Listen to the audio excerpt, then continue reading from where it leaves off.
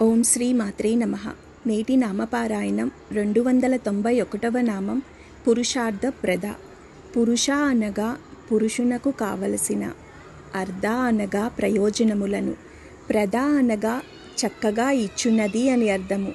పురుషార్థాలంటే పురుషుడై పుట్టినందుకు పొందవలసిన ప్రయోజనాలు, సాధించవలసిన లక్ష్యాలు, వీటినే చతుర్విధ పురుషార్థాలంటారు. అయితే ఇవి పురుషులకైనా స్త్రీలకు అక్కరలేదా అనే అనుమానం రావచ్చు.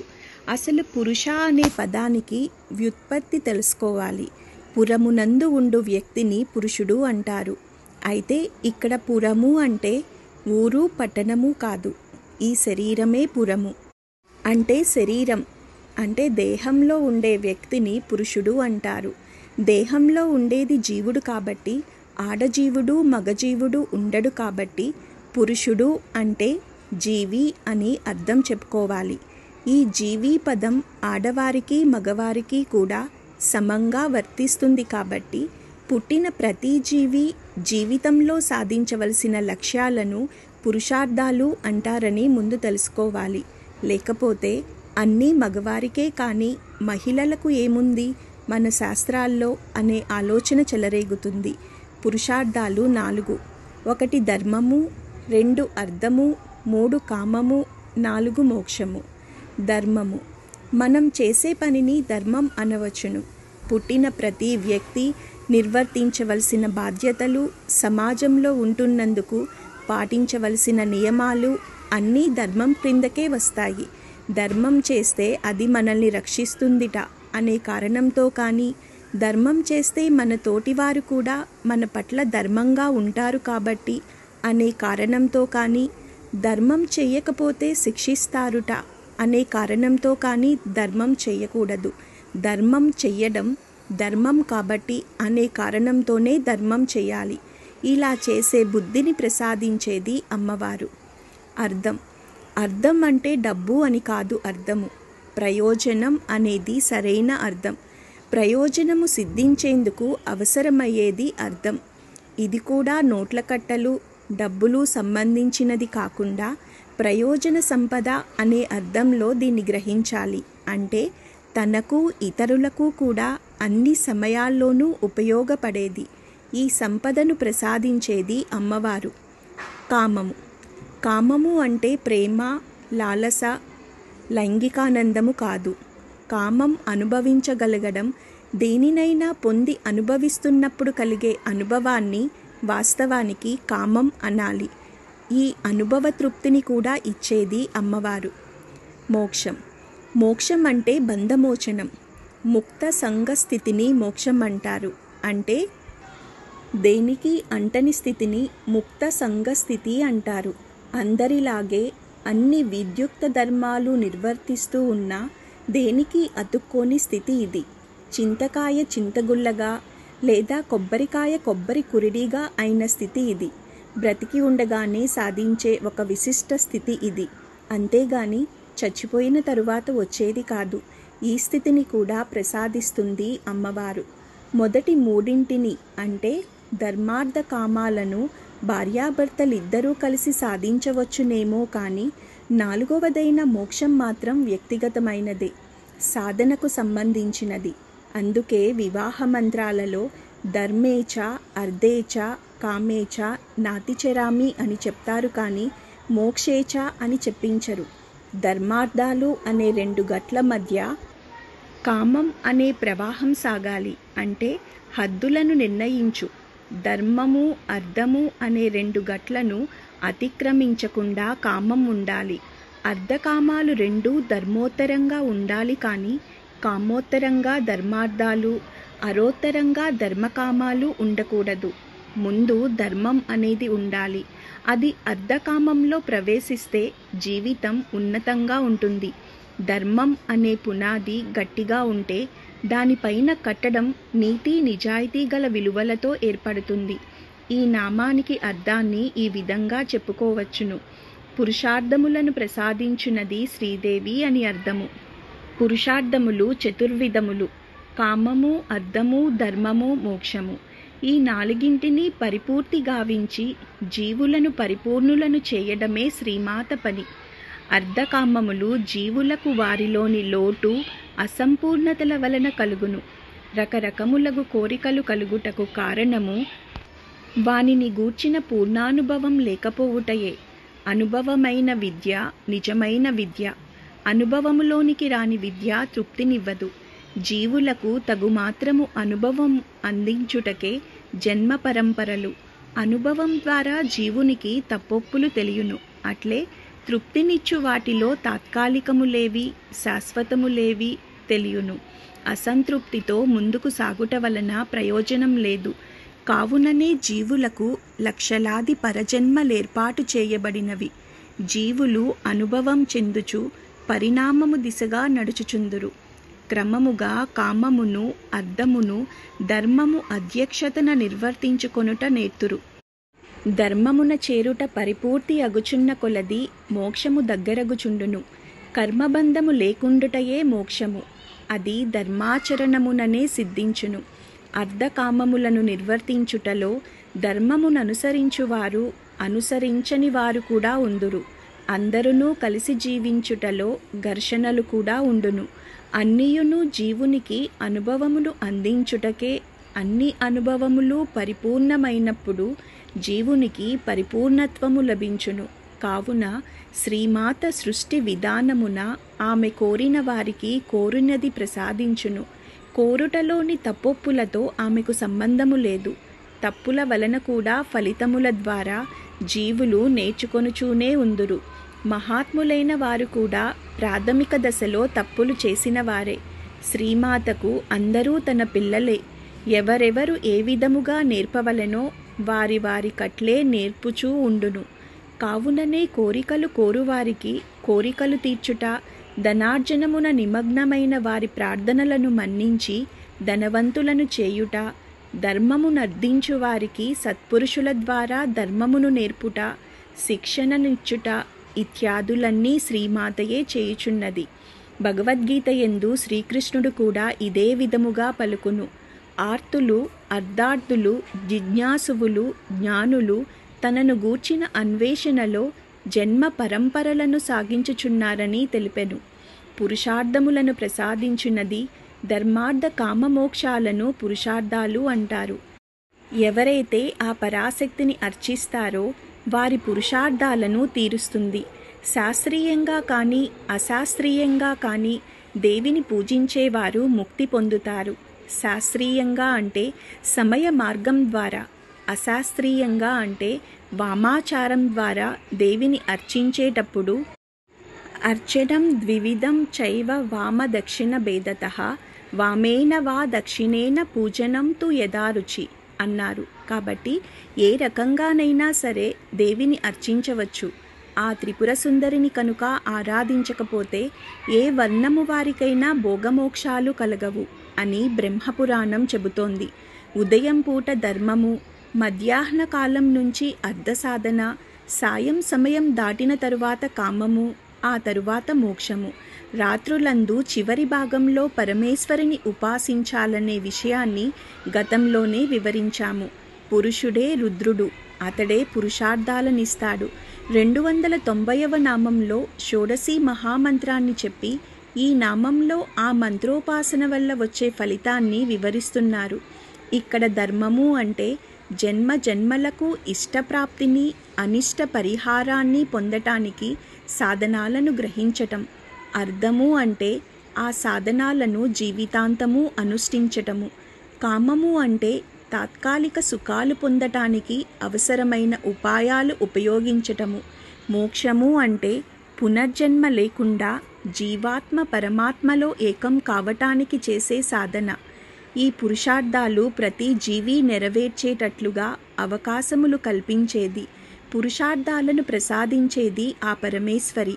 అందుకే ఆమె పురుషార్థ ప్రద అనబడుతున్నది. ఈ నామ వివరణలోనే ఫలస్థుతి కూడా ఉంది. జీవుడికి కావలసినవన్నీ అమ్మవారు అనుగ్రహిస్తుంది. అయితే ఆ కోరిక న్యాయబద్ధమై ఉండాలి. ఈ నామస్మరణ నిత్యం చేయడం వల్ల ధర్మబద్ధమైన ఆలోచన జీవన విధానం కలుగుతుంది. ఒకరి మీద ఆధారపడకుండా స్వశక్తితో మీ జీవితం ముందుకు సాగుతుంది. ఆత్మజ్ఞాన సాధనలో ఉన్నవారికి చైతన్య మార్గం బోధపడుతుంది. సంతాన ప్రాప్తి కోసం, పిల్లలలో తగిన మంచి ప్రవర్తన కోసం, ధన నష్టం తొలగడం కోసం, నింద తొలగడం కోసం ఈ నామమంత్రాన్ని నిత్యం జపం చేయాలి. ధ్యాన మంత్రం ఓం ఐం హ్రీం శ్రీం పురుషార్థ ప్రదాయై నమః. ఈ నామంతో అమ్మవారికి నమస్కరించేటప్పుడు పురుషార్థ ప్రదాయై నమః అని చెప్పాలి. ఓం శ్రీ మాత్రే నమః. ఓం శ్రీ మాత్రే నమః. నేటి నామపారాయణం 292వ నామం పూర్ణ. పూర్ణ అనగా పూర్ణురాలు అని అర్థము. కొరత లేనిది, మొదలు తుది లేనిది, క్షయ వృద్ధులు లేనిది అన్నది ఏమన్నా ఉంటే దాన్ని పూర్ణ అని అనాలి. చోటుకు ఈ లక్షణాలుంటాయి. అమ్మవారు సరిగ్గా అటువంటి వారు. అంటే అన్నిటిలోనూ పుష్కలత్వమే కానీ శుష్కత్వం ఉండదు. ప్రతి మాసం పూర్ణిమను ఇస్తున్నట్లుగానే ప్రతి జీవికి మనస్సనే చంద్రుణ్ణి పూర్ణచంద్రునిగా ప్రకాశింపచేసే తరుణం, అవకాశం ఇస్తుంది అమ్మవారు. ఆ రాజరాజేశ్వరిని ఆరాధించి ధ్యానించే వారిలో ఎప్పుడూ ఆశాజనకంగా జీవించే వారికి శ్రీవిద్య భాసిస్తుంది. అటువంటి వారిని పూర్ణవంతులను చేస్తుంది అమ్మవారు. దీన్నే పూర్ణ దీక్ష, పాదుకాంత దీక్ష అంటారు శ్రీవిద్యలో. పరిపూర్ణమైన మనస్సు, పవిత్రమైన భావాలు, నిత్య సంతృప్తి లక్షణాలు కలవారే పూర్ణ దీక్షాపరులు. ఇవి లేకపోతే ఈ దీక్ష తీసుకున్నా ఒకటే, లేకపోయినా ఒకటే. పంచమి తిథి రోజు అమ్మవారి నామం సంపూర్ణ చంద్రకళలతో పూర్ణ రూపంలో నిండుగా ఉండే తిథి పంచమి. అలాగే దశమి రోజు మరియు శుక్లపక్ష చతుర్దశి తిథి నాడు కూడా అమ్మవారి పేరు పూర్ణ. ఆ తల్లిని ఎప్పుడూ పరిపూర్ణంగానే చూడాలి. మనసులో ఆమె రూపాన్ని నింపుకొని ధ్యానం చేయాలి. అప్పుడు పూర్ణత్వం అందరిలో అన్నిటా చూసే తత్వం అలవాటవుతుంది. అన్నీ అనుకూల ప్రతికూల పరిస్థితులు ఉపయోగపడే అంశాలుగానే ఉంటాయి. మనిషి మానసికంగా, శారీరకంగా అమ్మవారి భావనతో నిండిపోయిన అనుభూతి కలగాలి. సర్వ జగత్తు సృష్టించి తనంతట తనే నిండిపోయిన శక్తి పూర్ణ. పూర్ణమదః పూర్ణమిదం అనే ఈశావాస్యోపనిషత్ శాంతిపాఠంలో చెప్పిన పూర్ణం అమ్మవారే. పరిపూర్ణురాలు అని ఈ నామానికి అర్థం. పూర్ణమైనది శ్రీమాత అని అర్థము. పూర్ణము, శూన్యము అను 2 పదములను గురించి ఆలోచించినప్పుడు దృశ్యాదృశ్యములు భావనకు వచ్చును. పూర్ణము కంటికి అగుపడు పూర్ణము, శూన్యము కంటికి అగుపడనిది. ఒకటి ఉన్నట్లుండును, మరి ఒకటి లేనట్లుండును. ఉన్నట్లు అగుపడుట దృష్టిని బట్టి, ద్రష్టను బట్టి ఉండును. కొందరు కనపడునదే చూడలేరు, కొందరు కనపడునది, కనపడనది కూడా చూడగలరు. వీరికి సూక్ష్మదృష్టి ఉండును. సూక్ష్మదృష్టి ఉన్నవారు కూడా తమలో నుండి చూచుచున్న చైతన్యమును చూడలేరు. చైతన్యమాధారముగా సూక్ష్మదృష్టి, స్థూల దృష్టి ఏర్పడుచున్నవి. పూర్ణిమ చంద్రుని కన్నులు కలవారందరూ చూడగలరు. అట్టివారు అష్టమి చంద్రుని చూచినప్పుడు చంద్రుడు సగమే కనపడును. కనపడని భాగము లేదనుట సత్యమా? కాదు కదా. మనకు కనపడదు, కానీ ఉన్నది శుక్లాష్టమి నాడు కనపడిన భాగము, కృష్ణాష్టమి నాడు కనపడదు. 2 భాగములు పూర్ణముగా కనిపించినప్పుడు పౌర్ణమి అందుము. 2 భాగములు కనిపించని నాడు అమావాస్య అందుము. పౌర్ణమి, అమావాస్య శుక్లపక్ష తిథులు. కృష్ణపక్ష తిథులు భూమికి, భూమి జీవులకే కానీ చంద్రునకు కావు. చంద్రునికి హెచ్చుతగ్గులు లేవు. చంద్రుని చూచు మనకుండును, కారణము మనలోని హెచ్చుతగ్గులే. ఇట్లే సృష్టి ఆది, వృద్ధి, అంతము ఇవి అన్నీయూ జీవులకే కానీ శ్రీమాతకు కాదు. ఆమె ఎప్పుడూ పూర్ణయే. అట్టి పూర్ణత్వమును జీవులు కూడా పొందవలెనని శ్రీమాత ఆకాంక్ష.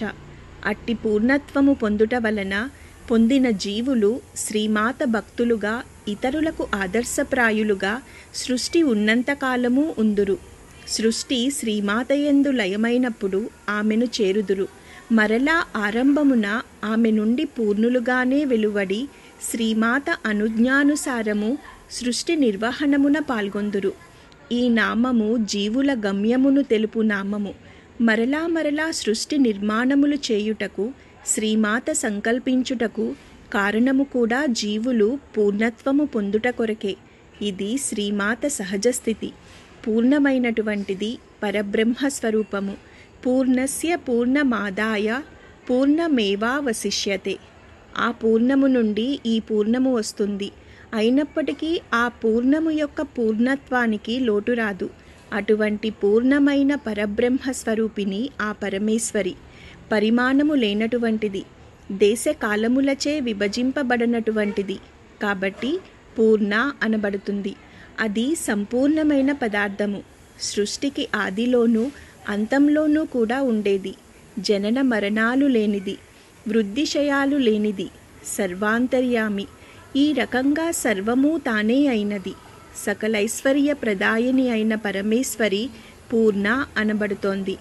పంచమి దశమి తిథి స్వరూపము కలది. శుక్లపక్ష చతుర్దశి రాత్రి స్వరూపము కలది. శుక్లపక్ష చతుర్దశి రాత్రికి పూర్ణ అని పేరు. పూర్ణ అనేది ఒక నది.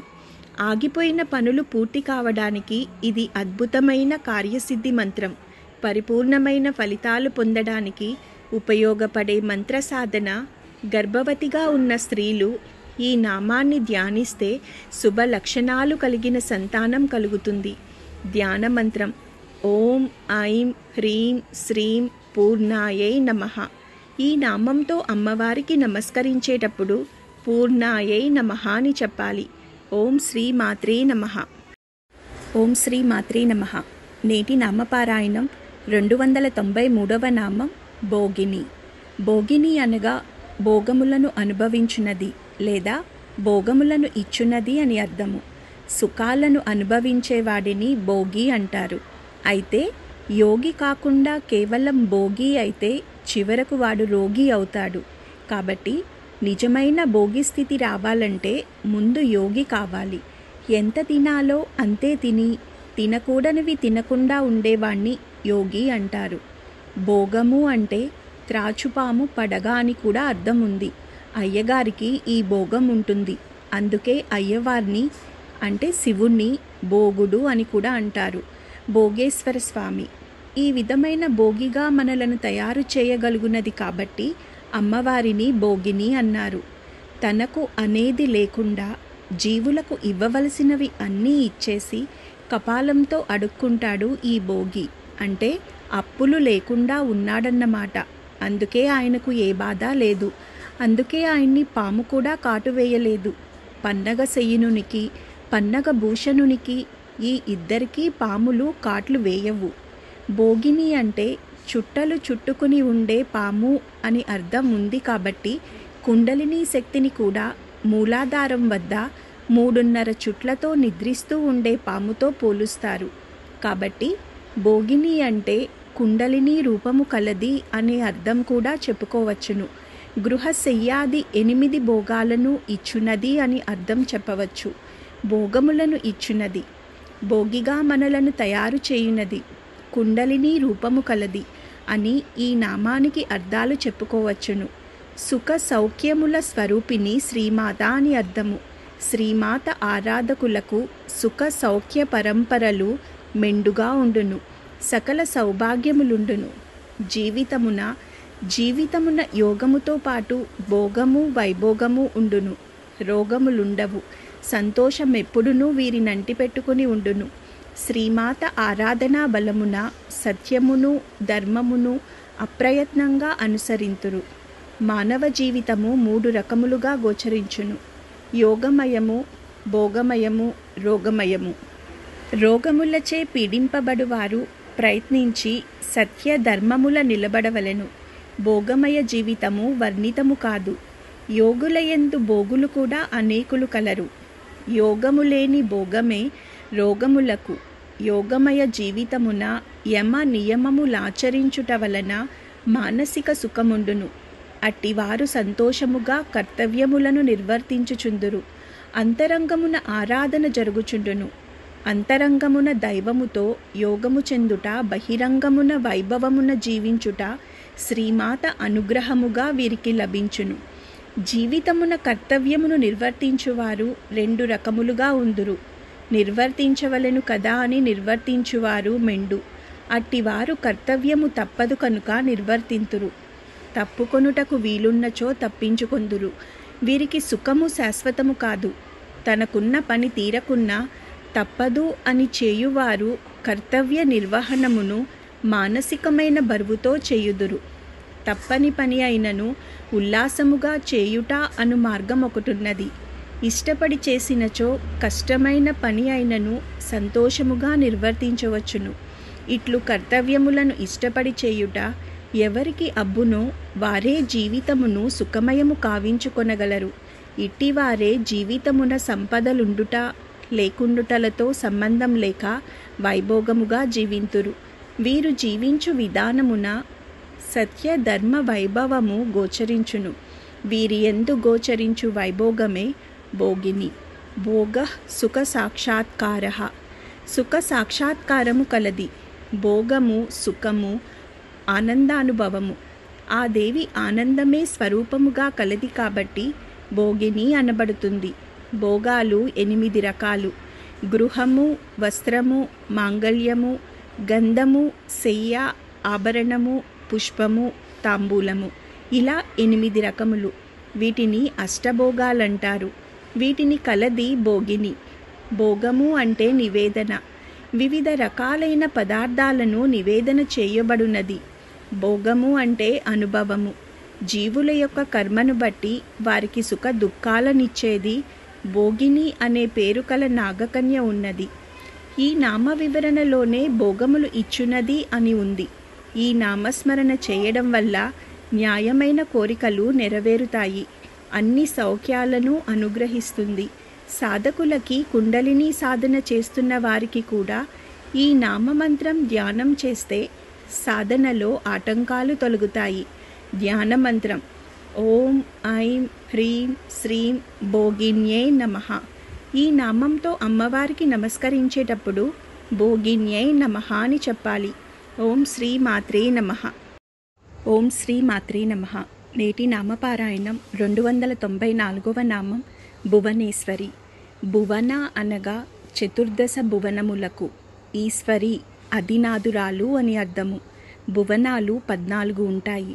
వీటినే చతుర్దశ భువనాలు అంటారు. ఈ చతుర్దశ భువనాలనే మనలోని ప్రజాస్థితులను తెలిపే వివిధ లోకాలుగా సంకేతిస్తారు.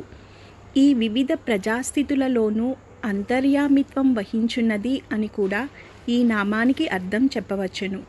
భూ అనగా పుట్టుటకు, వన అనగా వనములకు అనగా జలములకు, ఈశ్వరి అనగా అధినాయకురాలు అని ఇంకో అర్థం.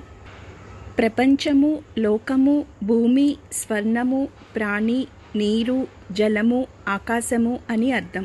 14 లోకాలకు ఈశ్వరి కాబట్టి భువనేశ్వరి. అతోలోకాలు 7. అతల, వితల, సుతల, తలాతల, రసాతల, మహాతల, పాతాళములు, ఇవి 7. అలాగే ఊర్ధ్వలోకాలు 7. అవి భూలోక, భువర్లోక, సువర్లోక, మహాలోక, జనలోక, తపోలోక, సత్యలోకాలు, ఇవి 7. వీటన్నింటికీ ఈశ్వరి ఆ దేవి. అందుకే భువనేశ్వరి అనబడింది. జలాది దేవత కాబట్టి భువనేశ్వరి. హ్రీంకార స్వరూపము కలది. హ్రీంకార మంత్రరూపము కలది ఆ పరమేశ్వరి. హ్రీంకార రూప, హ్రీంకార నిలయ, హ్రీం పదప్రియ, హ్రీంకార బీజ, హ్రీంకార మంత్ర, హ్రీంకార లక్ష్మణ అంటూ వివరిస్తోంది లలితా త్రిసతి. పంచదశి మంత్రంలో ఉన్న బీజాక్షరాలన్నింటిలోకి హ్రీంకారం ముఖ్యమైనది. మంత్రంలోని ప్రతి కూటమి చివర హ్రీంకారం ఉన్నది. ఈ మంత్రంలోని కత్రయం, హద్వయం, చైవ శైవ భాగః ప్రకీర్తితః. శక్త్యక్షరాని శేషాని ప్రోంకారముభయాత్మకః. 3 కకారాలు, 2 హకారాలు శివభాగాలు, హ్రీంకారాలు 3 ఉభయాక్షరాలు, మిగిలినవి శక్తి భాగాలు. హ్రీంకారాలను శివశక్తులు కలిసి చెప్పారు కాబట్టే హ్రీంకారానికి అంతటి ప్రాముఖ్యత ఉన్నది. మణిద్వీపంలో ఉండే సుఖసారికలు కూడా హృల్లేకి భువనేశ్వరి అని ధ్యానం చేస్తున్నాయి. హ్రీంకార జపం పరమేశ్వరికి ప్రీతిపాత్రం. హ్రీంకార జప సుప్రీత అనబడుతోంది దేవి. ఇది మాయాబీజం.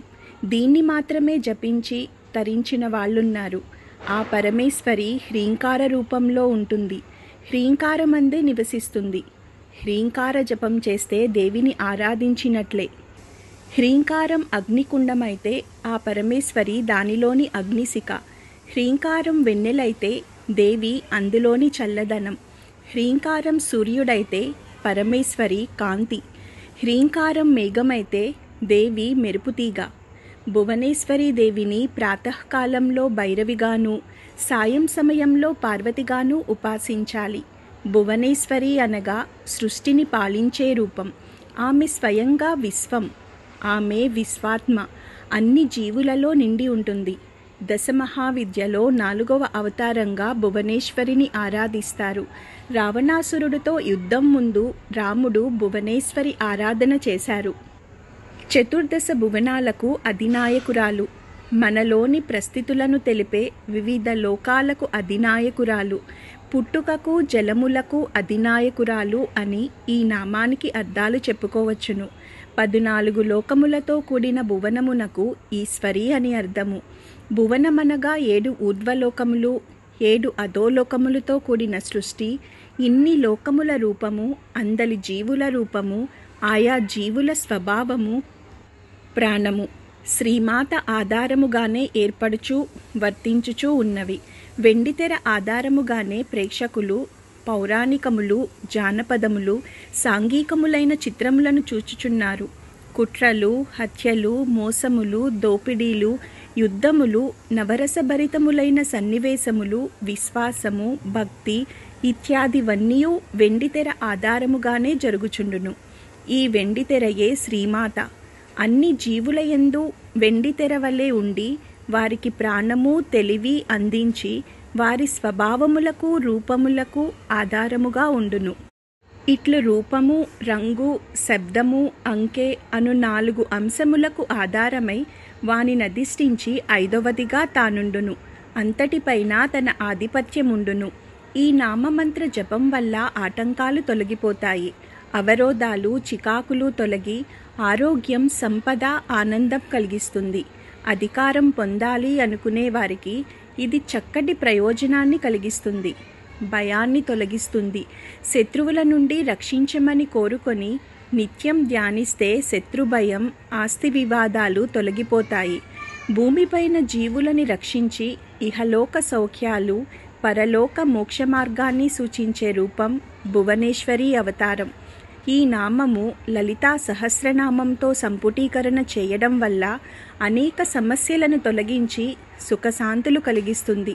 ఈ నామాన్ని నిత్యం నామస్మరణ చేసేవారికి కనీస అవసరాలకు లోటు లేకుండా పోషిస్తూ ఉంటుంది. ఉపాధి కలుగుతుంది. ఆధారం లేని వారికి ఆధారం కలుగుతుంది. ధ్యానమంత్రం ఓం ఐం హ్రీం శ్రీం భువనేశ్వర్యై నమః. ఈ నామంతో అమ్మవారికి నమస్కరించేటప్పుడు భువనేశ్వర్యై నమః అని చెప్పాలి. ఓం శ్రీ మాత్రే నమః. ఓం శ్రీ మాత్రే నమః. నేటి నామపారాయణం 295వ నామం అంబిక. అంబిక అనగా తల్లి అని అర్థము. సంస్కృతంలో అంబా పదం, తెలుగులో అమ్మ పదం ఒకే అర్థాన్ని సూచిస్తాయి. ఆ అర్థమే తల్లి. బాలాపదం నుండి బాలికాపదం పుట్టినట్లు అంబాపదం నుండి అంబికాపదం పుట్టింది. ఈ రెంటికి తల్లి అనేది కూడా అర్థం. కాకపోతే అంబిక అంటే చిన్న తల్లి అని అర్థం చెప్పుకోవాలి. ఇచ్ఛా, జ్ఞాన, క్రియాశక్తులు సమిష్టి రూపమే అమ్మవారు. అంబిక అంటే ఓ రకమైన సిద్ధి. ఆకాశము, నిద్ర, రాత్రి అని అర్థములు కూడా వస్తాయి. ఈ విధంగా స్కాందపురాణంలో ఉంది.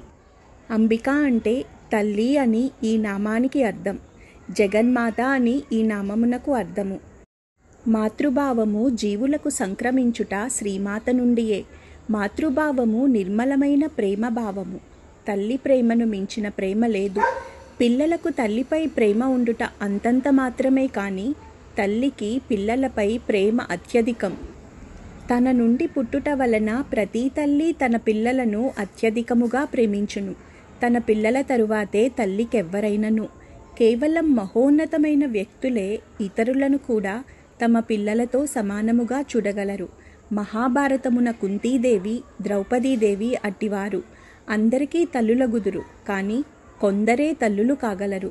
పురుషులు తల్లులు కాలేరు కనుక వారి యందు మాతృభావము తక్కువ.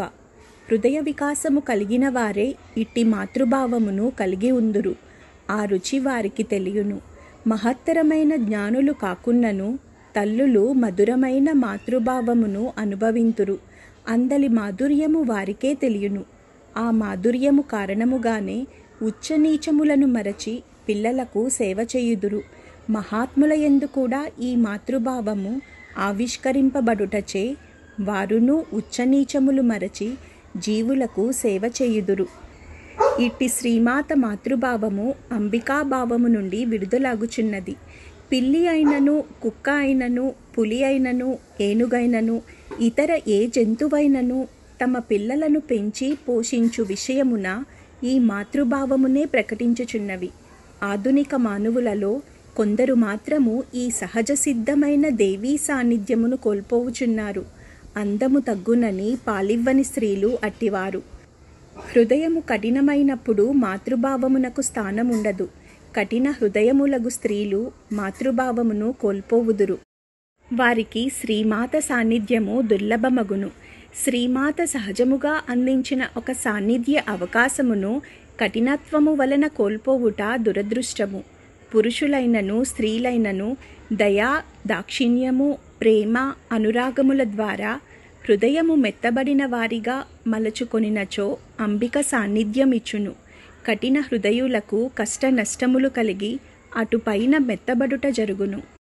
పిండిని మలచినట్లు పప్పును మలచలేము. అట్లే దివ్యత్వము కలుగుటకు జీవులకు కష్టనష్టములు సృష్టియందవసరమైనవి. పప్పును దంచి పిండిని చేయవలెను కదా. ఎట్లైనను జీవులకు నిజమగు మాతృభావమును సంక్రమింపజేసి ఉద్ధరించుకొనుటకు తల్లివలే జగన్మాత అనేకమగు ప్రయత్నములు చేయుచుండును. ఆమె అంబిక, సృష్టి జీవుల మేలుకోరు తల్లి. అన్ని విధములా మేలు కలుగచేయుటకై ప్రయత్నించుచుండును. అంబిక అంటే జగన్మాత. ఇచ్ఛా, జ్ఞాన, క్రియాశక్తుల సమిష్టి రూపము, రాత్రి రూపము కలిగినది, నిద్రారూపము కలిగినది. అంబిక అంటే ఒక రకమైన సిద్ధి. ఆకాశము, నిద్ర, రాత్రి అని అర్థము.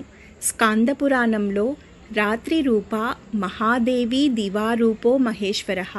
మహాదేవి రాత్రి స్వరూపిణి కాగా పగటి రూపము మహేశ్వరుడు. మాయా అనే పదాన్ని నిద్ర అని లోకంలో వ్యవహరిస్తారు. దేవీ భాగవతంలో మధుకైటభ సంహారానికి ముందు బ్రహ్మ వేదాలు చదువుతుంటాడు. విష్ణుమూర్తి నిద్రావస్థలో ఉంటాడు. అది మామూలు నిద్ర కాదు. యోగనిద్ర మాయచే ఆవరించబడి అతడు నిద్రావస్థలో ఉన్నాడు. విష్ణువును నిద్ర నుంచి మేల్కొల్పటానికి బ్రహ్మ ఆ పరమేశ్వరిని ప్రార్థిస్తూ, తల్లి అచ్యుతుని త్వరగా మేల్కొల్పవలసినది, అతడు లేచి రాక్షస సంహారం చేస్తాడు అంటాడు. బ్రహ్మముర ఆలకించినదై మాయాశక్తి విష్ణువు నుండి విడిపోయింది. ఆ తరువాత అతడు నిద్ర నుంచి మేల్కొన్నాడు అని చెప్పబడింది. ఆమె శరీరమే చీకటి ప్రసరింపచేస్తుంది, కాంతిని హరించి వేస్తుంది. రాత్రియందు జీవుల అర్ధశరీరాన్ని మింగివేస్తుంది. ఆ మాయకు సాటి లేదు. విష్ణువు తప్ప ఇంకెవరూ ఆ మాయను నిగ్రహించలేరు అని హరివంశంలో చెప్పబడినది. ఆ పరమేశ్వరియే జగన్మాత, వాక్స్వరూపిణి, ఇచ్ఛా, జ్ఞాన, క్రియాశక్తి స్వరూపిణి, రాత్రి రూపిణి, నిద్రారూపిణి. పరమేశ్వరి ప్రీతికరమైన నామం అంబిక. మార్కండేయ పురాణంలో విశ్వేశ్వరీం జగదాత్రీం స్థితి సంహారకారిణీం సౌమి నిద్రాం భగవతీం విష్ణోరతులతే జపాం. ఇంకా అనేక చోట్ల ఆ దేవి పలు విధాలుగా కీర్తించబడింది. సప్తశతిలో తతో అంబికాం పరం రూపం బిభ్రాణాం సుమనోహరాం అని కీర్తించబడింది. అమ్మ అని పిలిచే నామమంత్రం ఇది. అమ్మవారు అమ్మగా ప్రసన్నమై అనుగ్రహించే నామజపం. సమస్త జీవకోటికి ఆధారమైన, జీవనమైన ఆ తల్లి ఎవరు ఏ కష్టంలో ఉండి లేక ఆర్తితో ఆ తల్లి అనుగ్రహం కోసం ఈ నామజపం చేస్తే తప్పక కటాక్షిస్తుంది, సదా మనల్ని రక్షిస్తుంది. ముఖ్యంగా విద్యార్థి దశలో పిల్లలకు ఈ నామధ్యానం చేయడం వల్ల వారికి మంచి అలవాట్లతో బుద్ధిమంతులై గొప్ప భవిష్యత్తు ఏర్పడుతుంది. ధ్యాన మంత్రం: ఓం ఐం హ్రీం శ్రీం అంబికాయై నమః. ఈ నామంతో అమ్మవారికి నమస్కరించేటప్పుడు అంబికాయై నమః అని చెప్పాలి. ఓం శ్రీ మాత్రే నమః. ఓం శ్రీ మాత్రే నమః. నేటి నామపారాయణం 296వ నామం అనాది నితన. అనాది నితన అనగా ఆది అంతము లేనిది అని అర్థము. ఆది అంటే జననమని, అంతము అంటే మరణమని అర్థం చేసుకోవాలి. జీవులకు ఉండే ఈ 2 లక్షణాలు జీవేశ్వరి అయిన అమ్మవారికి ఉండవు. ఈ భువనాలు ఉన్నప్పుడు లేనప్పుడు కూడా ఆ తల్లి ఉంటుంది. శాశ్వతమైనది ఆ తల్లి. జనన మరణాలు లేనిది అని ఈ నామానికి అర్థం. ఆది అంతములు లేనిది శ్రీమాత అని అర్థము. అనాది అను పదమునకు వివరణము ఇట్లున్నది: దా అనగా 8, ఆ అనగా 0. సంస్కృతమున సంఖ్యలను ఎడమవైపు నుండి పలుకుదురు.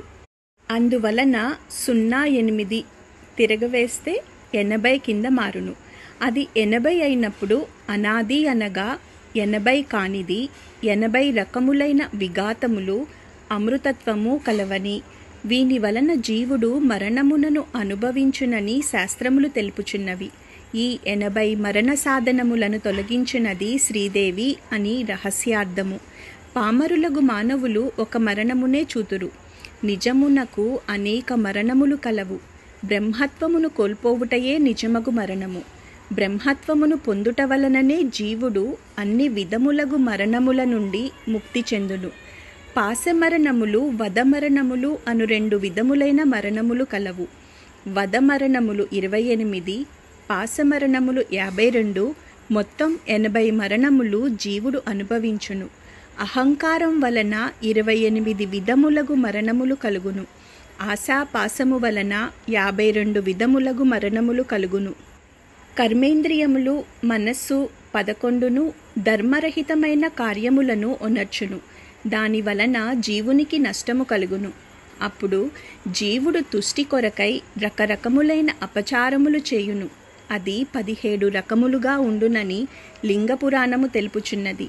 సంపూర్ణత చెందుటకు 9 తుష్టులు, 8 సిద్ధులు అవసరమై ఉన్నవి. వీటికి అవరోధములు ఏర్పరచుట కూడా జీవవదయే. 9 తుష్టిలి విధముగా ఉన్నవి: అష్ట ప్రకృతులను అధిగమించుట, సన్యాస స్థితిని పొందుట అంటే ఇష్టాయిష్టములు దాటుట, కాలము వలన అన్నియూ ఫలించునను విశ్వాసము కలుగుట, భగవంతుడు తప్పక అనుగ్రహించునను విశ్వాసము కలుగుట, శబ్దము వలన ఆనందమును పొందుట, స్పర్శ వలన ఆనందమును పొందుట, రూపము వలన ఆనందమును పొందుట, రుచి వలన ఆనందమును పొందుట, వాసన వలన ఆనందమును పొందుట. ఇవి 9 తుష్టులు. ఇట్టి మొదటి 4 తుష్టులు అంతఃతుష్టులు. తరువాత 5 తుష్టులు బాహ్య తుష్టులు. ఇవి కలుగని వారు సంపూర్ణత వైపునకు పోజాలరు. అష్టసిద్ధులు ఈ విధంగా ఉన్నవి: సరియగు ఊహ, వినుట ద్వారా సర్వమును ఎరుగుట, గురూపదేశము నెరుగుట, మంచి స్నేహితులను పొందుట, సత్పురుషుల యొక్క శుశ్రూష, భౌతిక దేహ సంపూర్ణ సహకారము, స్వభావ సహకారము, ప్రార్థనా ధ్యానాదులయందు ప్రజ్ఞ స్థిరమై దైవ సాన్నిధ్యమునందుండుట. ఈ విధముగా 28 వదలు, బుద్ధి రాహిత్యం వలన 11, తుష్టి లేమి వలన 9, సిద్ధి లేమి వలన 8 కలుగుచున్నవి. ఈ అవరోధములు తొలగినచో వద రూపమైన మరణములు దాటవచ్చును. ఈ 28 జీవునికి మరణహేతువులే. అనగా తాను శాశ్వత ధర్మ స్వరూపుడను సత్యమును మరుగుపరచి అజ్ఞానపు మార్గములలో పడవేయును. వీని వలననే రాబోవు జన్మలలో గ్రుడ్డితనము, చెవిటితనము, మూగతనము కలుగుట మరియు అంగవైకల్యములతో పుట్టుట జరుగుచుండును. ఇక పాశమరణములు 52గా వివరించబడినవి. ఆశాపాశము తా గడున్ విడుపు లేదు రాజేంద్ర అని భాగవతమున బోధింపబడినది. ఆశకు అంతులేదు. అహంకారమున్నంతకాలం ఆశ ఉండును.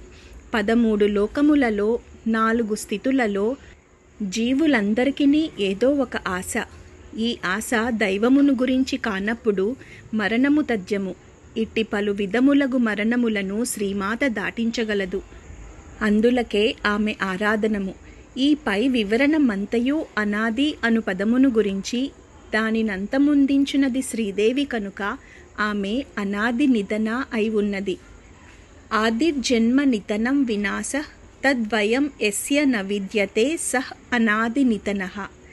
జనన మరణాలు లేనటువంటిది, నిత్యము సత్యము అయినటువంటిది, ఏ రకమైన వికారాలు లేనటువంటిది, మృత్యు సాధనాల నుండి భుక్తులను కాపాడే పరమేశ్వరి అనాది నితన అనబడుతోంది. దేవీ భాగవతంలో తారకాసుర సంహారం కోసం దేవతలు పరమేశ్వరిని ప్రార్థిస్తారు. అప్పుడు ఆమె వారికి దర్శనమిస్తుంది. నైవ చోద్వం న తిర్యక్షణ మధ్యే పరిజగ్రబాత్ ఆద్యంతరహితం తత్తు సహస్తాద్యంగ సంయుతం. పైన క్రింద నడుము అడ్డము అనే తేడాలు లేవు. దానికి ఆద్యంతములు లేవు, కాలు చేతులు లేవు. పోతనగారి భాగవతంలో గజేంద్రుడు శ్రీహరిని ప్రార్థిస్తూ అన్ని రూపులు నీ రూపమైన వాడా, ఆది మధ్యాంతములు లేక అలరువాడా అంటాడు. ఈ విధంగా జన్మ మృత్యు జరాదులు అంటే ఆద్యంతాలు లేనిది ఆ పరమేశ్వరి. అందుకే ఆమె అనాది నితన అనబడుతోంది. ఈ నామం జపం వల్ల శాశ్వత పరిష్కారం లభిస్తుంది. పదోన్నతి కోసం ఈ నామజపం చేయాలి. క్రీడారంగంలోని వారికి ఈ నామధ్యానం కార్యసిద్ధి మంత్రంగా పనిచేస్తుంది. సుమంగలిగా సౌభాగ్యం కోరుకునే స్త్రీలు శ్రీమాత అనాది నితనాయై నమః అనే ఈ నామంతో అర్చన చేస్తే వారికి మాంగళ్య బలం కలుగుతుంది. ఈ నామానికి అర్థం శాశ్వతమైనది అని అర్థం. పరిష్కారం లభించని ఏ సమస్యకైనా ఈ నామాన్ని ధ్యానించే వారికి పరిష్కారం లభిస్తుంది. ధ్యాన మంత్రం ఓం ఐం హ్రీం శ్రీం అనాది నితనాయై నమః. ఈ నామంతో అమ్మవారికి నమస్కరించేటప్పుడు అనాది నితనాయై నమః అని చెప్పాలి. ఓం శ్రీ మాత్రే నమః. ఓం శ్రీ మాత్రే నమః. నేటి నామపారాయణం 297వ నామం హరి బ్రహ్మేంద్ర సేవిత. హరి అనగా విష్ణువు చేత, బ్రహ్మ అనగా బ్రహ్మ చేత, ఇంద్ర అనగా ఇంద్రుని చేత, సేవిత అనగా సేవింపబడునది అని అర్థము. హరి బ్రహ్మేంద్రులే కాదు, సకల దేవతలు సేవించే పరదేవత అమ్మవారని దేవీ భాగవతంలో బ్రహ్మ విష్ణుస్తదా శంభుః వాసవో వరుణ్యమః వాయురగ్నిః కుబేరశ్చ త్వష్టా పూషాస్వినౌ భగః ఆదిత్యా వసవా రుద్రా విశ్వే దేవా మరుద్గణాః సర్వే ధ్యాయంతి తాం దేవీం సృష్టి స్థిత్యంతకారిణి అన్న శ్లోకంలో చెప్పబడింది. అమ్మవారిని సేవించే వారిని ఉపాసించడం కన్నా వారందరూ సేవించే అమ్మవారినే సేవించడం శ్రేయస్కరమని పై శ్లోకం చదివి గ్రహించాలి. హరి బ్రహ్మ ఇంద్రులచే సేవింపబడునది అని ఈ నామానికి అర్థం. ఇంద్రుడు విష్ణువు బ్రహ్మ సదా ఆ దేవిని ఆరాధించడం ధ్యానించడం వల్ల వారు ఆ స్థానాన్ని పొందారు. అమ్మవారు అనేక బ్రహ్మాండాలకు నాయకి. అనేక కోట్ల లోకాలు, వాటిని పరిపాలించే అనేక విష్ణు బ్రహ్మ మహేశ్వర రూపాలు, సూర్యులు ఉన్నారు. వీరందరికీ ఆ తల్లి నాయకురాలు. ఉపాసనా శక్తి వల్ల జీవులు ఉత్తమ స్థానాన్ని పొందగలుగుతారు. అలా అనడం కన్నా ఉత్తమ స్థానంలో ఆ తల్లి వారి స్థానాన్ని నిర్ణయించి నియమిస్తుంది. వీరంతా చేసిన దేవి ఉపాసన వల్ల విష్ణువుగా, బ్రహ్మగా, ఇంద్రాది దేవతలుగా నియమించబడినారు. ఇతర దేవతా ఉపాసన వల్ల మోక్షాన్ని పొందుతారు, జ్ఞానాన్ని పొందుతారు, ఇహ లేక పరలోక సుఖాన్ని పొందుతారు, ఉత్తమ లోకాలకు చేరుతారు. కానీ దేవి ఉపాసన వల్ల దేవతా రూపాన్ని పొందగలుగుతారు, పూజ్యనీయ స్థానాన్ని పొందగలరు. దేవి ఉపాసన శక్తి వల్ల ఏదో ఒక బ్రహ్మాండానికి నాయకులుగా నియమించబడతారు. ఆ తల్లిని ఎంతగా ఆరాధిస్తే అంత ఉన్నత స్థితికి చేరుకుంటారు. ఇటు ఇహ పరలోక సౌఖ్యాన్ని కూడా దేవి ఆరాధన వల్ల పొందగలుగుతారు. అదే ఈ నామ అర్థంలోని రహస్యం. విష్ణువు బ్రహ్మ ఇంద్రులచే సేవింపబడునది శ్రీదేవి అని అర్థము. చతుర్ముఖ బ్రహ్మ విష్ణువు ఇంద్రుడు కూడా శ్రీమాత నుండి దిగి వచ్చిన వారే కనుక వారును వారి వారి కర్తవ్యములను శ్రీమాతను సేవించుచునే నిర్వర్తింతురు. వారా స్థితులయందుండుటకు కూడా వారి ఆరాధనమే కారణము. మహా చైతన్యము నుండి త్రిమూర్తులు 3, ద్వాదశాదిత్యులు 12, ఏకాదశ రుద్రులు 11, అష్టవసువులు 8, అశ్వనీ దేవతలు 20 వెలువడిరి. అట్లే కుమారులు 4, ప్రజాపతులు 10, ఋషులు 7, మనువులు 14 మంది ఏర్పడిరి. కాలము కూడా ఏర్పడినది. ఇట్లు 72 అంశములు శ్రీమాత చైతన్యము నుండి ఉద్భవించినవి. ఈ అంశారూపములన్నీయూ శ్రీదేవివే. కావున ఆమెకే ఉన్ముఖమై ఉండును. శ్రీదేవిని ఆరాధించినచో సకల దేవతామూర్తులను కూడా ఆరాధించినట్లే. ఇక ప్రత్యేకంగా ఇతర దేవతలను ఆరాధింప పని లేదు. శ్రీదేవి రూపమును కానీ శ్రీ మహావిష్ణువు రూపమును కానీ ఆరాధింపవచ్చును. హరి బ్రహ్మేందై విష్ణు విదిశకై సేవిత ఉపాసిత. విష్ణువు బ్రహ్మ ఇంద్రాదులచే సేవించబడినది. మణిద్వీపంలో పరమేశ్వరి ఉంటుంది. దానికి 25 ప్రాకారాలుంటాయి. వాటిలోని 14వ ప్రాకారంలో ఇంద్రుడు మొదలైన దిక్పాలకులుంటారు. 16వ ప్రాకారంలో మరీచి మొదలైన ప్రజాపతులతో కూడిన బ్రహ్మ ఉంటాడు. 17వ ప్రాకారంలో విష్ణువు ఉంటాడు. 18వ ప్రాకారంలో శివుడు కొలువై ఉంటాడు. ఈ విషయాలన్నీ శ్రీమన్నగర నాయక అనే 56వ నామంలో వివరించబడ్డాయి. దేవీ భాగవతంలో బ్రహ్మ విష్ణుస్తదా శంభుర్వాసవో వరుణో యమః వాయురగ్ని కుబేరశ్చ త్వష్టా పూషాస్వినో భగః ఆదిత్యా వసనో రుద్ర విశ్వే దేవా మరుద్గణాః సర్వే ధ్యాయంతి తాం దేవీం సృష్టిస్థిత్యంతకారిణి. బ్రహ్మ, విష్ణువు, శంభుడు, రుద్రుడు, ఇంద్రుడు, వరుణుడు, యముడు, వాయువు, అగ్ని, కుబేర, త్వష్టా పురుషులు, అశ్వనీ దేవతలు, భగుడు, ఆదిత్యుడు, వసువులు, రుద్రులు, విశ్వదేవతలు, మరుద్గణాలు అందరూ సృష్టి స్థితి లయకారిణి అయిన శ్రీదేవిని ధ్యానిస్తున్నారు. లోకంలో ధనం కావాలంటే ధనవంతుణ్ణే అడగాలి. అంతేకాని యాచక వృత్తి చేసేవాణ్ణి అడిగి ఉపయోగం ఏముంటుంది? అలాగే బ్రహ్మ, విష్ణువు మొదలగు వారందరూ యాచకులు. వారికి కావలసిన దానికోసం ఆ పరమేశ్వరినే ఆశ్రయిస్తారు. మరి అలాంటప్పుడు ఆ హరిహర బ్రహ్మాదులను ఆశ్రయిస్తే వచ్చే ఫలము ఏమీ ఉండదు. ఆ పరమేశ్వరిని శరణు వేడితే సర్వసిద్ధులు ప్రసాదిస్తుంది. కేనోపనిషత్తులో దేవతలకు ఉమాదేవి సాక్షాత్కరిస్తుంది. ఆ పరబ్రహ్మ తత్వాన్ని చూసినందువల్లనే అగ్ని, వాయువు, ఇంద్రుడు మిగిలిన వారికన్నా గొప్పవారైనారు. ఆ తత్వాన్ని ముందుగా చూసిన ఇంద్రుడు దేవతలకు రాజైనాడు అని చెప్పబడింది. ఆ పరమేశ్వరిని సేవించే హరిహర బ్రహ్మాదులు తమ పదవులు అలంకరించారు. వారి చేత సేవించబడే పరమేశ్వరినే మోక్షగాములు సేవించాలి.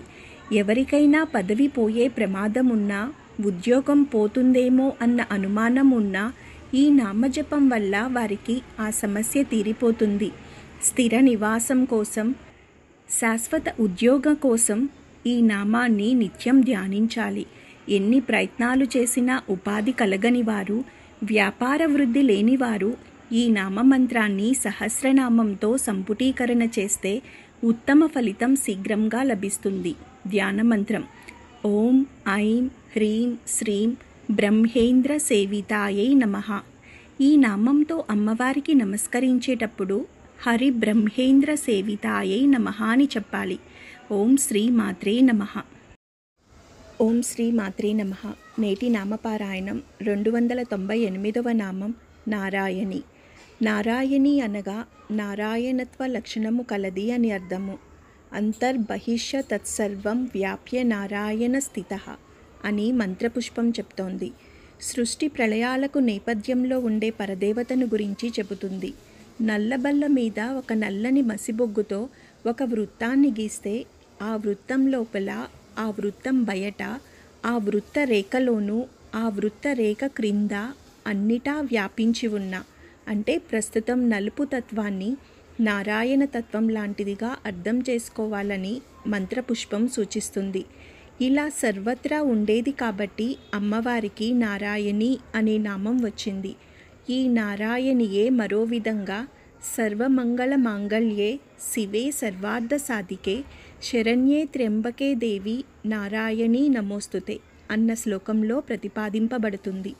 సర్వమంగళములను చేకూర్చేది, సర్వార్థాలను సాధించి పెట్టేది, 3 కన్నులు కలది, శరణాగతికి తగినది, శివుని పత్ని అయిన దేవి నారాయణి అని ఈ శ్లోకానికి అర్థం.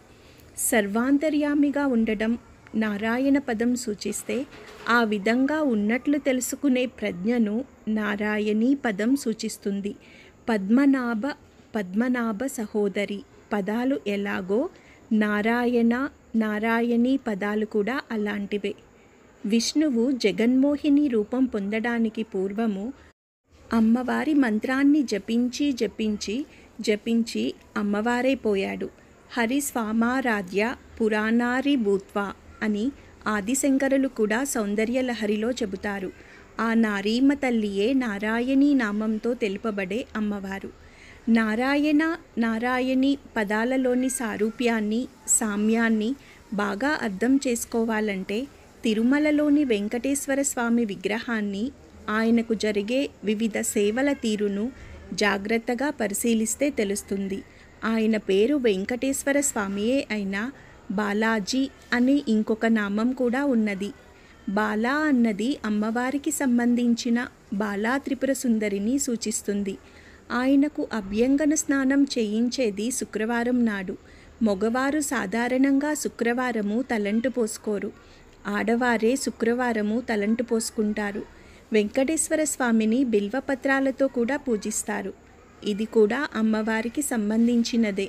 వనస్పతిస్తవ వృక్షోద బిల్వం శ్రీ సూక్తం. మొట్టమొదట్లో ఆదిశంకరులచే తిరుమలలో ప్రతిష్ఠించబడినది ఆకర్షణ శక్తిపీఠమే. అది తరువాత వైష్ణవ పీఠంగా మార్చబడింది. వైష్ణవ విగ్రహాలు చాలా భారీగా, చాలా పెద్ద పన్నాలో ఉంటాయి. అనంత పద్మనాభస్వామి, వరదరాజస్వామి, గోవిందరాజస్వామి, జగన్నాథస్వామి వాటితో పోలిస్తే తిరుమల వెంకటేశుడు చిన్న పరిమాణంలో ఉన్నట్లే. అభిషేకం చేసే రోజు వస్త్రాలు, ఆభరణాలు తీసినప్పుడు జాగ్రత్తగా పరిశీలిస్తే విగ్రహానికి ఎక్కువగా అమ్మవారి లక్షణాలున్నట్లు తెలుస్తుంది. ఇవన్నీ ఎందుకు తెలుసుకునే ప్రయత్నం చేస్తున్నాము అంటే, తిరుమలలోని దేవుడు శక్తి అని, అమ్మవారే అని నిరూపించడం కోసం మాత్రం కాదు. నారాయణికి భేదం లేదని తెలియచెప్పేందుకు వెలసిన దైవంగా తిరుమలేసుని అర్థం చేసుకోవాలనడం కోసం మాత్రమే.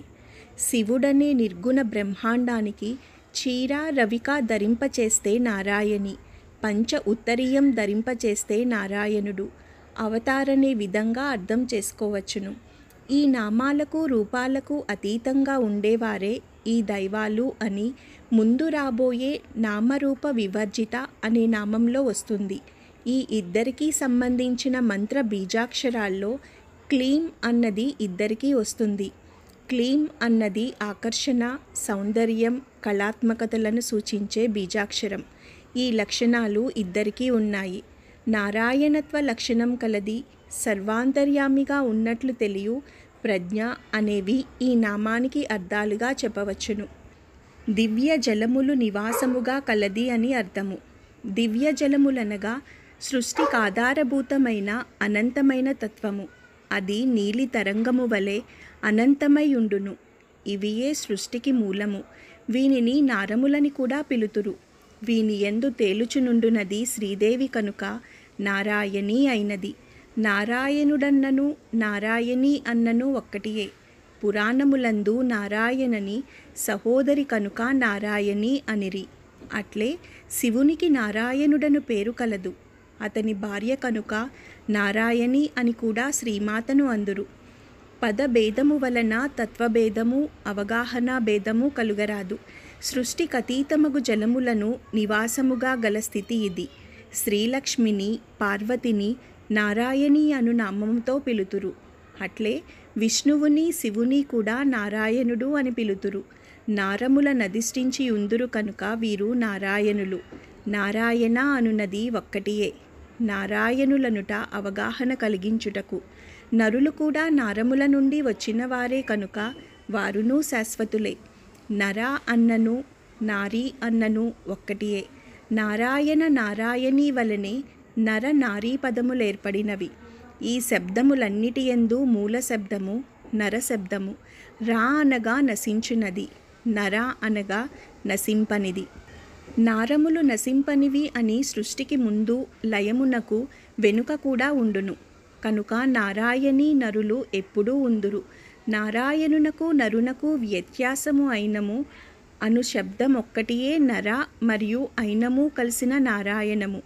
అయినము అనగా ఆరోహణము లేదా అవరోహణము.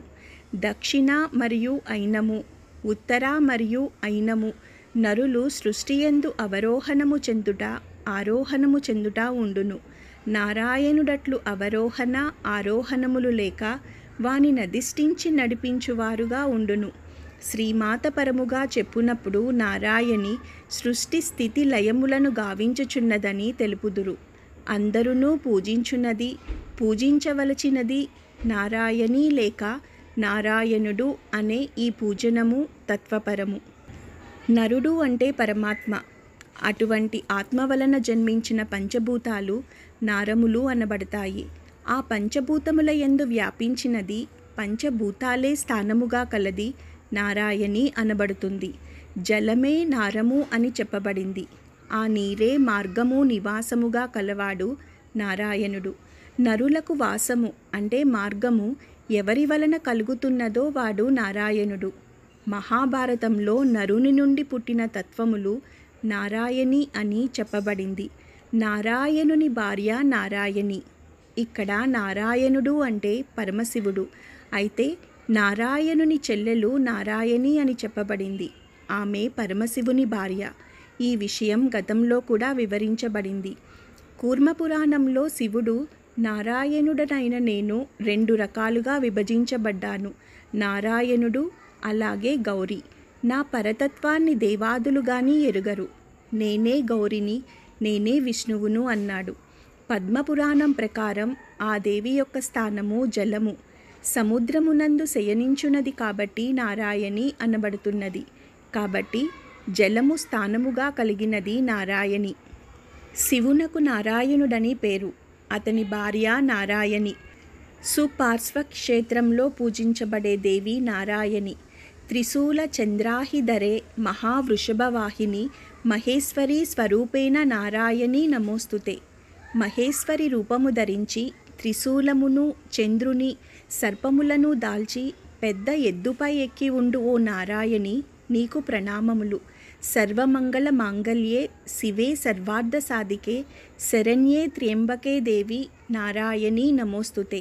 సర్వమంగళములు చేకూర్చున్నది శివుని శక్తి సర్వార్థములు సాధించుటకు శరణ్యమగునది మహేశ్వరుని పత్ని నారాయణికి నమస్కారము. ఈ నామస్మరణ నిత్యం జపించడం వల్ల జాతక దోషాలు గ్రహదోషాలు తొలగిపోతుంది. కుటుంబ కలహాలతో విడిపోయిన వారు, ఆస్తి గొడవలు ఉన్నవారు, న్యాయపరమైన సమస్యలతో బాధపడేవాడికి చక్కటి పరిష్కార మంత్రం. దేవీ ఉపాసకులకు ఇది గురుమంత్రం. ఆ తల్లినే సదా గురుస్థానంలో ధ్యానిస్తూ ఈ నామాన్ని జపిస్తూ ఉంటే వారికి శీఘ్రంగా మంత్రం సిద్ధిస్తుంది. మానసిక రుగ్మతలు ఉన్నవారికి ఈ నామమంత్రం ప్రశాంతతని ఇస్తుంది. నాయకత్వం హోదాలో ఉన్నవారికి ఈ నామజపం మరింత కీర్తిని గుర్తింపుని ఇస్తుంది. ధ్యానమంత్రం ఓం ఐం హ్రీం శ్రీం నారాయణ్యై నమః. ఈ నామంతో అమ్మవారికి నమస్కరించేటప్పుడు నారాయణ్యై నమః అని చెప్పాలి. ఓం శ్రీ మాత్రే నమః.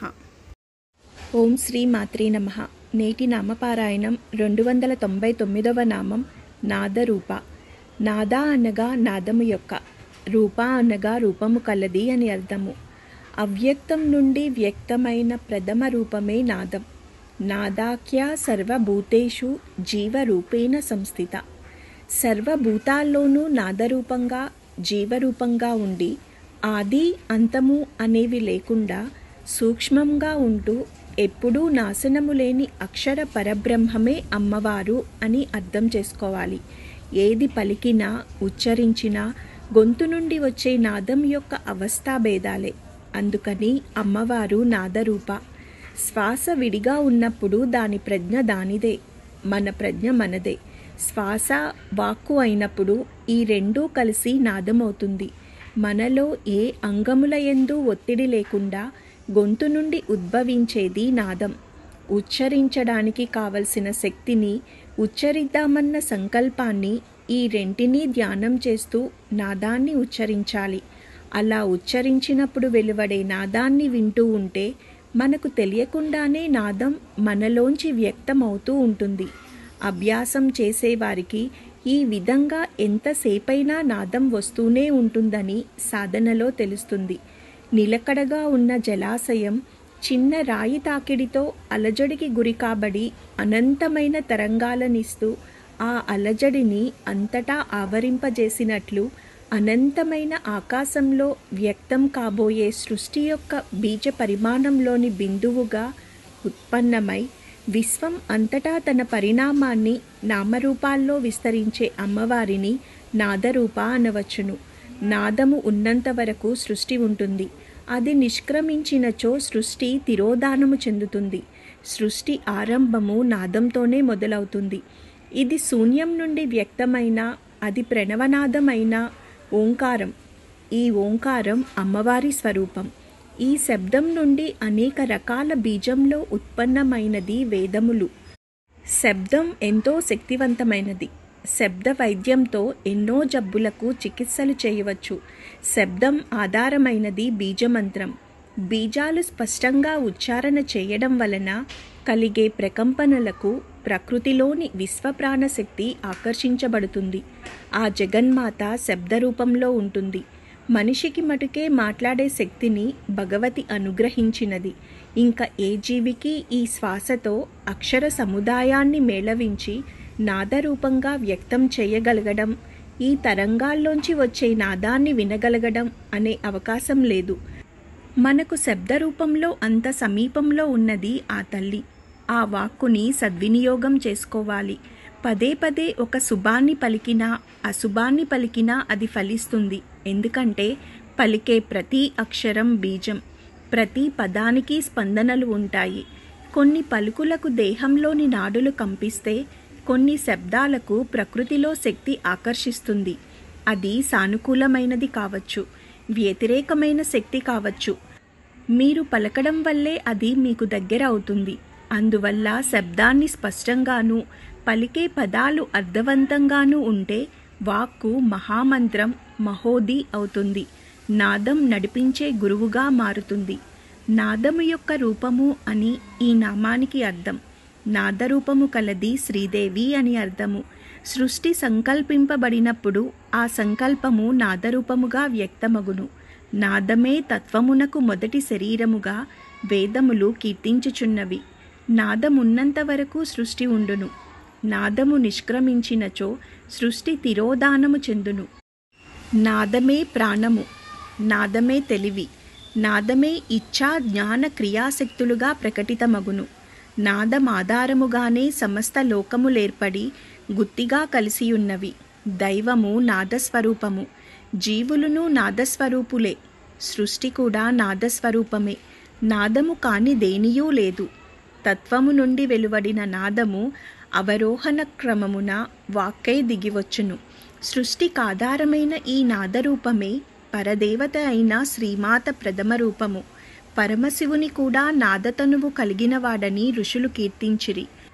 ఈ నాదముక జుంకారము వలెను ఓంకారం వలెను మన యందు నిత్యము జరుగుచున్నది. అది ఆధారముగానే మన ప్రాణము, తెలివి, మనస్సు, ఇంద్రియములు, శరీరము పనిచేయుచున్నవి. మనముండుట అనగా నాదముండుటయే.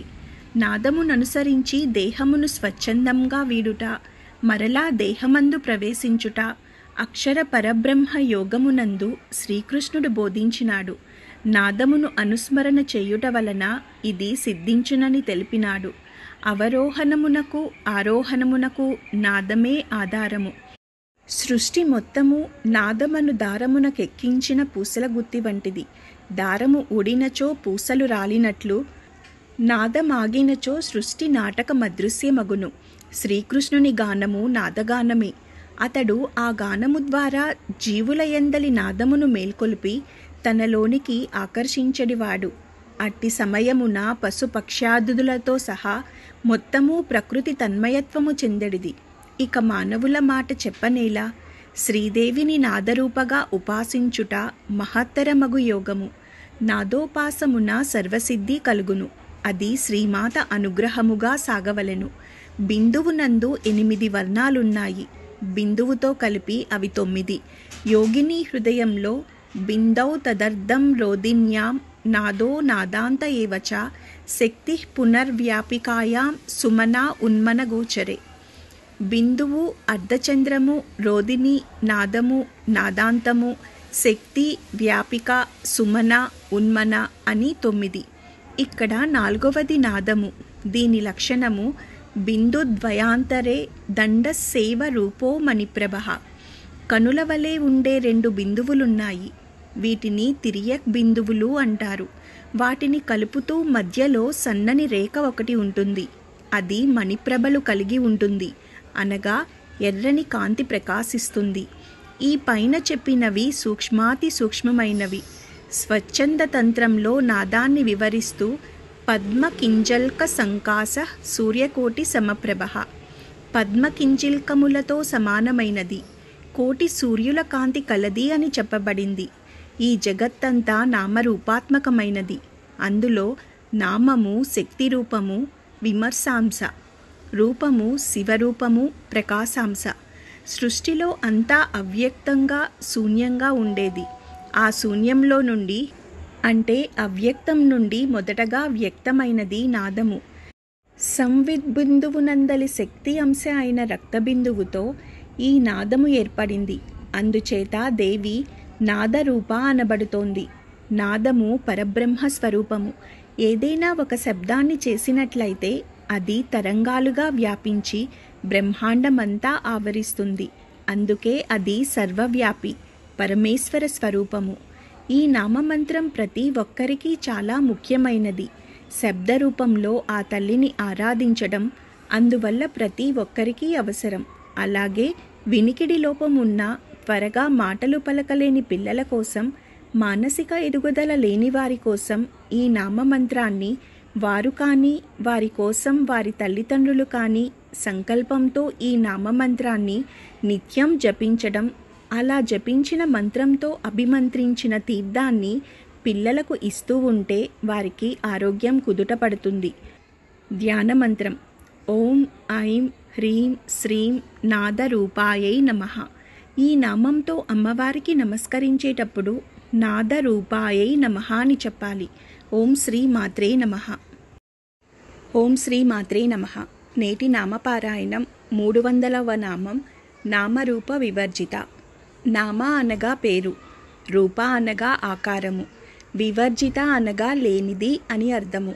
ఈ నామాన్ని చదివేటప్పుడు నామరూప వివర్జిత అని విడదీసినట్లు చదవటం జరగవచ్చు. అది తప్పు. మొత్తం నామరూప వివర్జిత అని కలిపి చదవాలి. లేకపోతే వివర్జిత అనేది ఒక నామమై అమ్మవారు వర్ణింపబడేది అవుతుంది. ఏది పలికినా ఉచ్చరించినా గొంతు నుండి వచ్చే నాదం యొక్క అవస్థాభేదాలే కాబట్టి అమ్మవారిని నాదరూప అన్నారు. ఈ నాదం నుండి అన్ని రకాల శబ్దాలు, ధ్వనులు, పదాలు, వాక్కులు వచ్చినా వీటన్నిటికీ అతీతంగా ఉండేదే అమ్మవారు. అంటే అలా వెలువడిన ధ్వనుల నామాలతోనూ రూపాలతోనూ సంబంధం లేనిదే అని అర్థం చేసుకోవాలి. నినాదాలు ఎన్ని రకాలుగా ఉన్నా నాదం ఒక్కటే. ఆ నాదమే అమ్మవారు. ఆ నాదానికి నినాదాల భాష, లిపి, అర్థ తాత్పర్యాదులతో సంబంధము లేదు అన్న విధంగా ఈ నామాన్ని అర్థం చేసుకోవాలి. ప్రపంచంలో అన్ని వ్యవహార నామాలే ఉంటాయి. అవి మనం ఉపయోగించుకునేవి. వాటి వినియోగం వరకు ఒక నామంతో పిలువబడిన దానివల్ల పొందే ప్రయోజనానికి నామం లేదు. అట్టి నామం లేని శక్తి నామరూప వివర్జిత. ఈ నామంతో కనిపిస్తున్న ప్రాపంచిక వస్తువులను గౌణములు, వ్యవహార సంకేతములు అంటారు. అదే దేవతా నామములు, తత్వ సంకేతములు, వ్యవహార నామములు అంటారు. సూక్ష్మమైన శక్తికి నామం లేదు. అది నిర్గుణ, నిర్వికార, నిరాధార పరబ్రహ్మము. ఈ చైతన్య ప్రకృతికి 5 అంశాలుంటాయి. అవి నామ, రూప, అస్థి, బాతి, ప్రియములు. ఈ ఐదింటిలో మొదటి రెండు అయిన నామరూపాలు మిథ్యాంశములే. మిగిలిన అస్థి అంటే శాశ్వతమైనది, బాతి అంటే చైతన్యమైనది, ప్రీతి అంటే ఆనందమైనది. సత్ చిత్ ఆనందాంశములు. ఈ సత్ చిదానంద స్వరూపమే అమ్మవారు. అందుకని ఆవిడ నామరూప వివర్జిత అయింది. ఏ బంగారు నగలలో అయినా నగ పేరు, ఆ నగ ఆకారం తీసివేస్తే మిగిలినదంతా బంగారమే కదా. అలాంటి బంగారం అమ్మవారు. ఏ వ్యక్తిలో అయినా ఆ వ్యక్తి పేరు, ఆ వ్యక్తి రూపం తీసివేస్తే మిగిలినదంతా పరమాణువులతో ఉండే పదార్థమే కదా. నామరూపాల్లేని ఆ పదార్థమే ప్రకృతి స్వరూపిణి అయిన అమ్మవారు అని గ్రహించాలి. రూపము ఉన్న చోట నామం ఉంటుంది, రూపం లేనప్పుడు నామం లేదు. సాధకులు తనలో ఉన్న ఈ అనంత శక్తిని ధ్యానం చేస్తూ, తెలుసుకుంటూ, జీవితంలో అనుకరిస్తూ ప్రకృతిలోని జ్ఞాన రూపాన్ని పదార్థమయమైన ఆకారంలో వ్యక్తం చేస్తాడు. మన నుండి వచ్చే స్వభావము, ప్రవర్తన, ధ్వని, మాటని బట్టి మన నామరూపాలు మారిపోతాయి. లోపల ఉన్న నాదశక్తికి నామము, రూపము ఉండదు. నామరూపములు లేని పరమాణువులతో కూడిన పదార్థమయమైన ప్రకృతే అమ్మవారు. అమ్మవారిలో మనం ఐక్యం అయ్యే వరకు మనకు ఈ నామరూపములు వచ్చిపోతూ ఉంటాయి. కానీ జ్ఞానంతో ప్రవర్తించిన నాడు నది సముద్రంలో కలిసిపోయినట్లు మన ఆత్మ పరమాత్మలో లీనమైపోతుంది. అప్పుడు ఇక నామరూపాలు ఉండదు. నామరూపములకు అతీతముగా ఉండునది అని ఈ నామానికి అర్థం. నామరూపములను విసర్జించునది శ్రీమాత అని అర్థము. నామము, రూపము ఈ రెండునూ జగత్తు రూపములు, అనగా మార్పు చెందు రూపములు.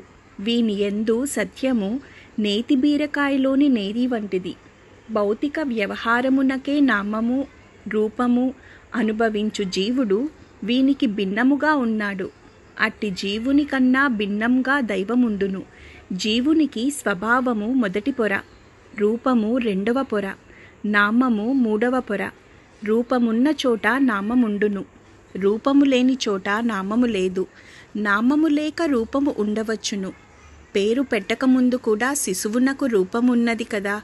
ముందు రూపము, తరువాత నామము. సృష్టి క్రమమున ఏర్పడినవి రూపము. నామము లేకున్నను స్వభావ రూపమున జీవుడుండగలడు.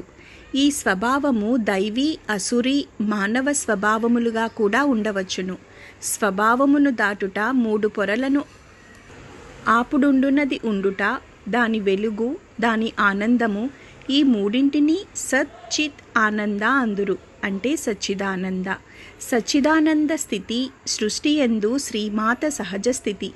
రూపమును దాల్చుట, నామమును ధరించుట ఆమె ఆవశ్యకతను బట్టి నిర్వర్తించుచుండును. ఇట్లు శ్రీదేవికి 5 రూపములున్నట్లు పెద్దలు తెలుపుదురు. అస్తిత్వము లేక ఉండుట, వెలుగు, ఆనందము, రూపము, నామము, ఇలా 5 రూపములు. శ్రీదేవికేది సహజ స్థితియో జీవులకా స్థితి చేరుట సిద్ధి. వారు సామాన్యంగా నామమునందు, రూపమునందు, స్వభావమునందు బద్ధులై ఉందురు. శ్రీదేవినుపాసించుటలో తన్మయత్వము చెందగలిగినచో భ్రమర కీటకవారును సచ్చిదానంద స్థితిని పొందగలరు. నిజమునకు స్వభావ ప్రభావము వీడినచో జీవుడు కూడా సచ్చిదానంద రూపుడే. శ్రీమాత సచ్చిదానంద స్వరూపిణి. ఆమె నామరూపములను విసర్జించి వెలుగై ఆనందముగా ఉన్నది. నేనును సచ్చిదానంద స్వరూపుడనే. నా నామరూపములు తాత్కాలికములు, నా స్వభావమునే నేర్పరుచుకొన్నది.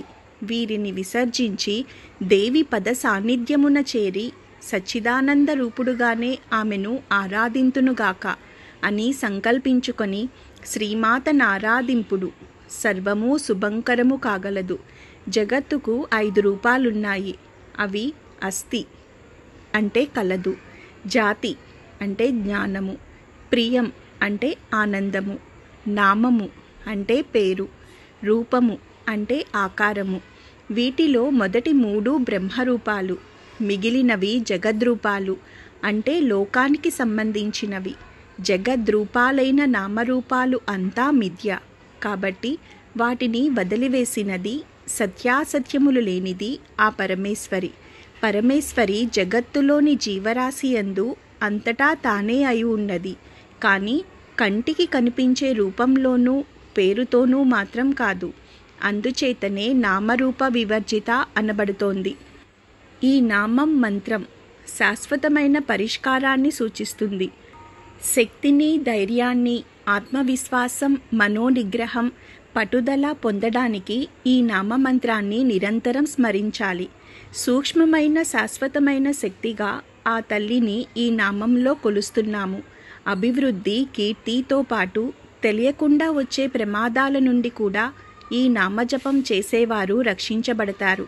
ధ్యానమంత్రం ఓం ఐం హ్రీం శ్రీం నామరూప వివర్జితాయై నమః. ఈ నామంతో అమ్మవారికి నమస్కరించేటప్పుడు నామరూప వివర్జితాయై నమః అని చెప్పాలి. ఓం శ్రీ మాత్రే నమః.